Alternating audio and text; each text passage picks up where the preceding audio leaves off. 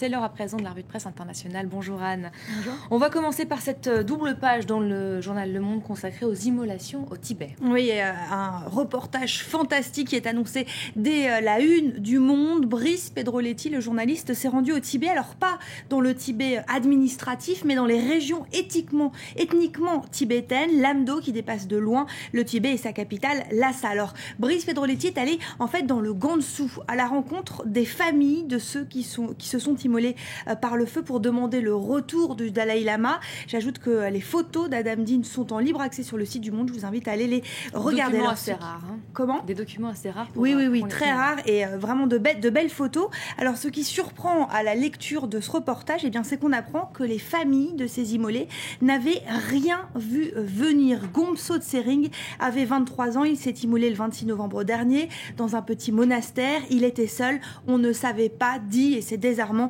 l'un de ses parents à Brice Pedroletti. Alors, Le Monde nous décrit, par exemple, ces portraits qui sont pendus au mur malgré l'interdit face à la modernisation forcée menée par les autorités pékinoises. Les Tibétains se sentent spoliés de leur culture, ils se sentent réprimés quand ils manifestent. Alors l'immolation, c'est peut-être leur seule manière de s'exprimer. Mais attention, précise le journaliste Brice Pedroletti, dans ce petit encadré, il existe des Chinois de l'ethnie Han, de l'ethnie majoritaire, qui réfléchissent à la question tibétaine depuis Pékin.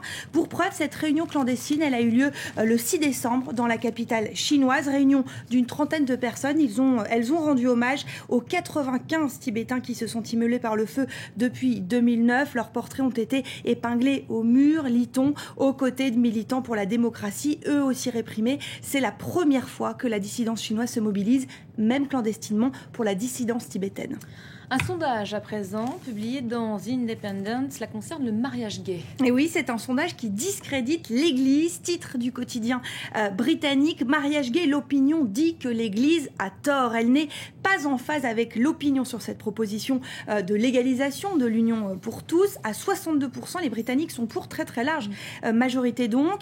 Et The Independent considère que la prise de parole hier pour le jour de Noël de l'archevêque de Westminster est malvenue. Pourquoi avoir parlé d'un sujet si politique, si clivant, si britannique, alors que d'autres sujets bien plus terribles auraient pu être évoqués? On se rappelle par exemple, et c'est à la une de la Croix, que le pape Benoît XVI a parlé hier dans son message Urbi et Orbi de la guerre en Syrie, lançant un appel à la paix. La presse internationale qui s'arrête également ce matin, c'est l'un des sujets de cette journée, sur la victoire du oui au référendum constitutionnel en Égypte. Oui, alors beaucoup d'articles qui reviennent sur ce vote, mais j'ai choisi cet article d'analyse dans un journal Panorama qui s'appelle Asharq al-Awsat, qui s'interroge sur les conséquences de ce vote, sur son sens. En gros, 2 leçons à en tirer.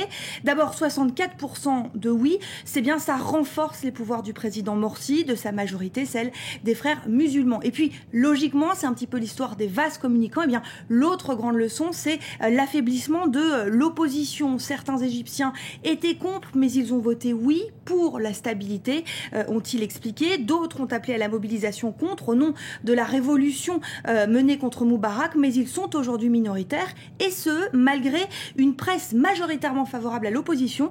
Asharq al-Awsat a compté 93% des médias importants étaient plutôt positionnés contre le président Morsi. C'est aussi leur échec.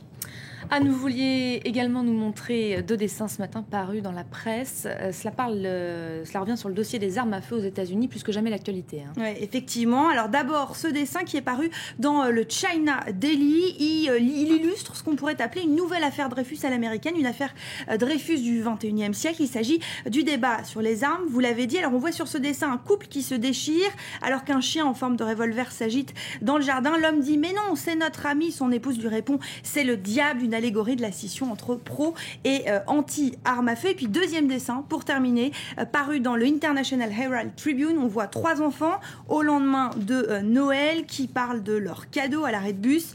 Ils ont tous le même sur le dos, c'est un cartable, et l'un d'entre eux c'est la nouveauté bizarre, de cette fin d'année. C'est terrible, c'est bizarre, le Père Noël nous a offert un cartable blindé, c'est cynique mais efficace. Et ça vient de sortir. Merci beaucoup Anne Sautemont, c'était la revue de presse internationale.